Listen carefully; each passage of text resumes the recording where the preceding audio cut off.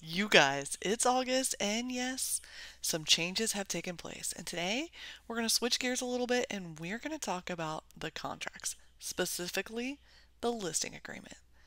So let's go.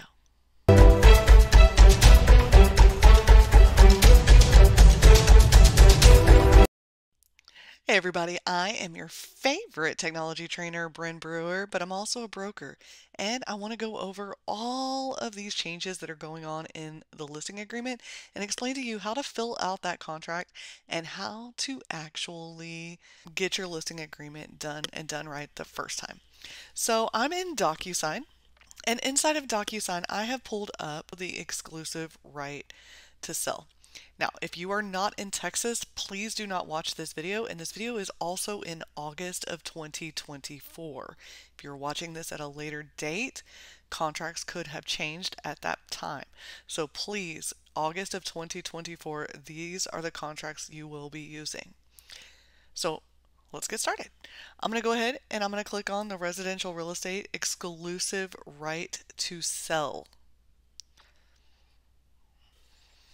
You can see here, it doesn't look like a lot has changed. We still have our parties, the seller, the broker, the legal description of the property, improvements, accessories, exclusions, the owner's association, the listing price, and the term.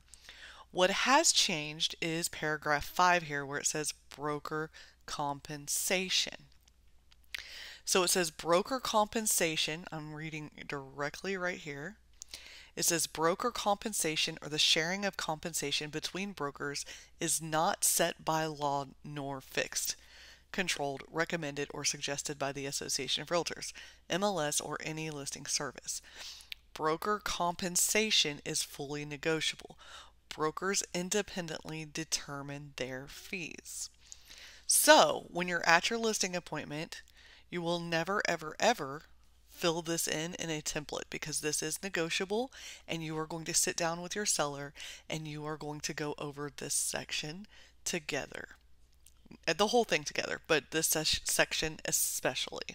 And you need to document and keep records of what you guys talked about.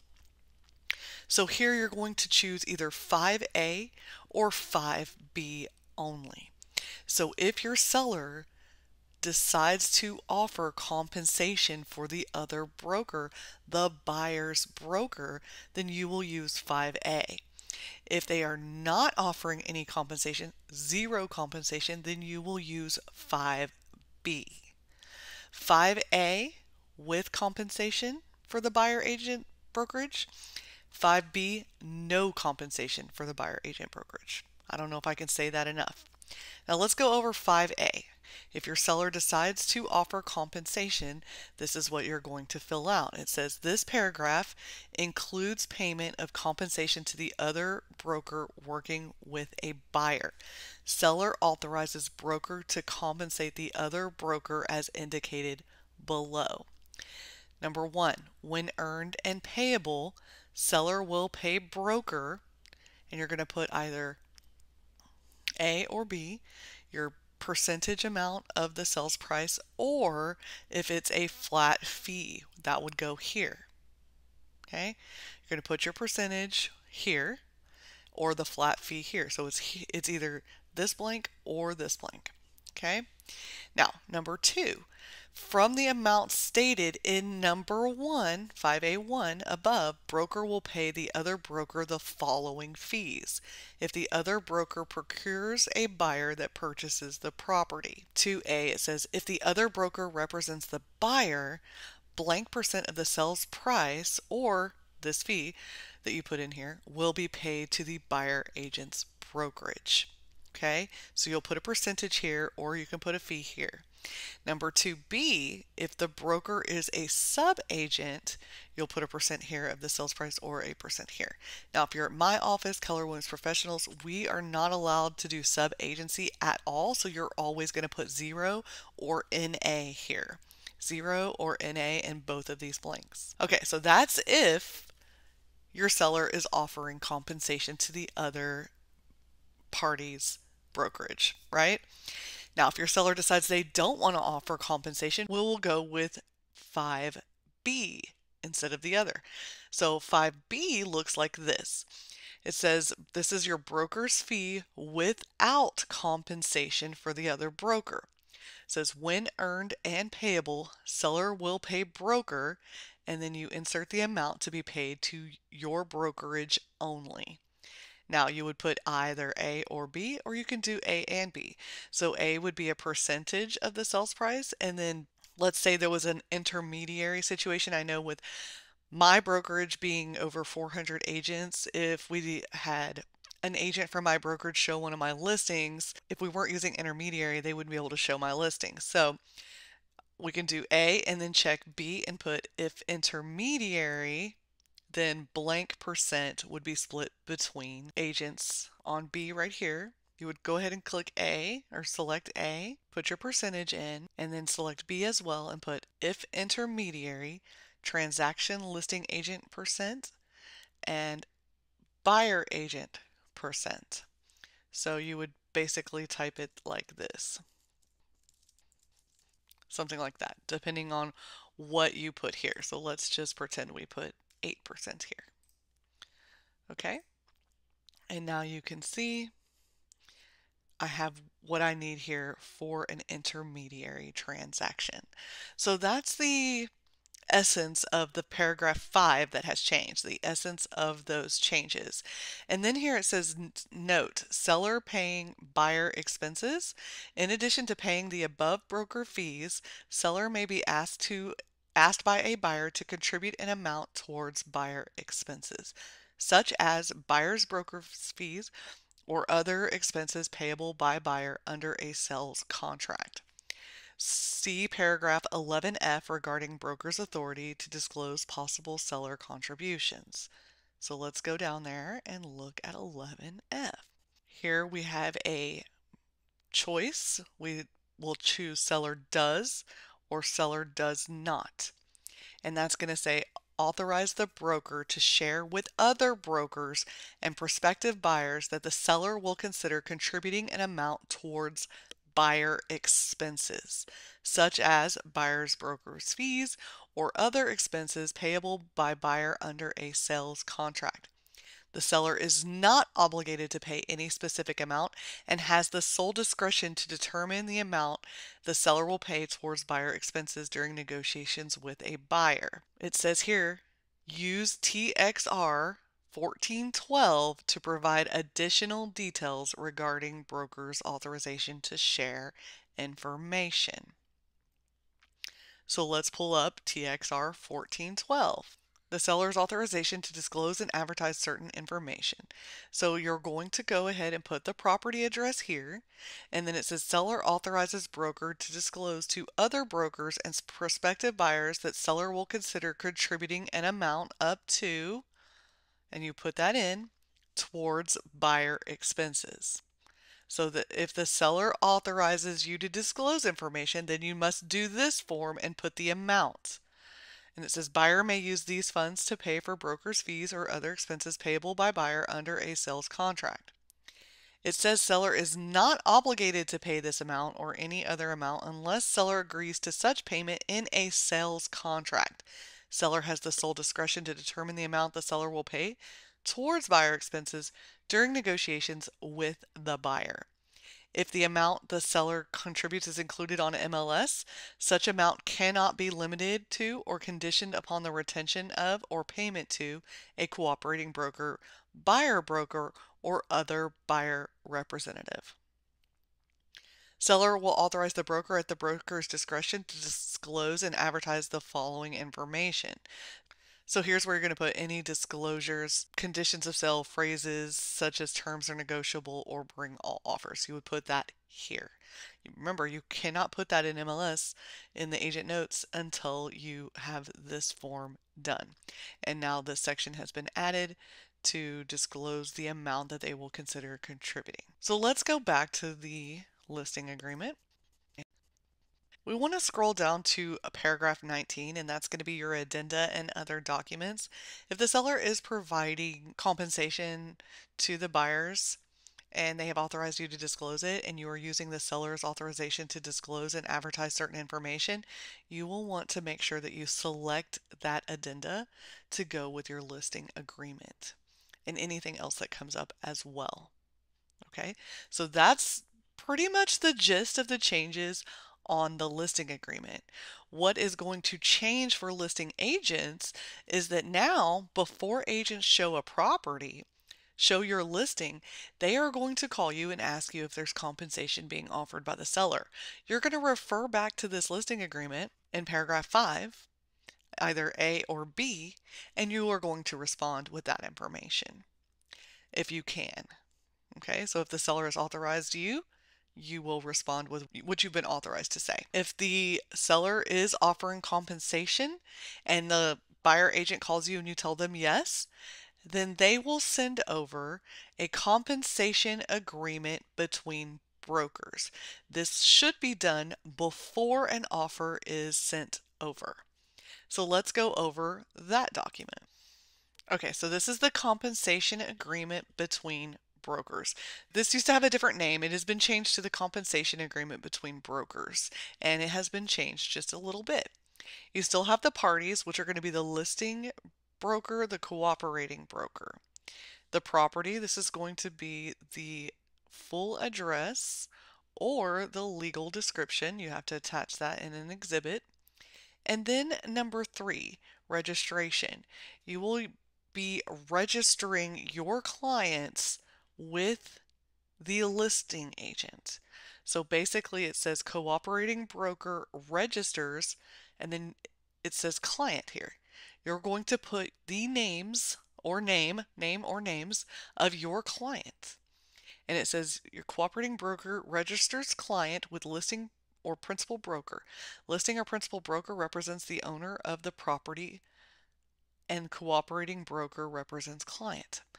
This agreement begins on blank, so you would insert the date, and it ends on blank. So you could do it for a week, 12 days, 30 days, 60 days.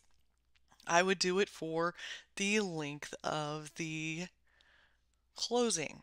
Okay, so let's say today is August, let's say today is September 1st, and your closing when you make the offer will be on September 29th. So I would make sure that this agreement starts today and ends on maybe October 5th. Just go a little bit past your date. And then it says the cooperating broker's fees.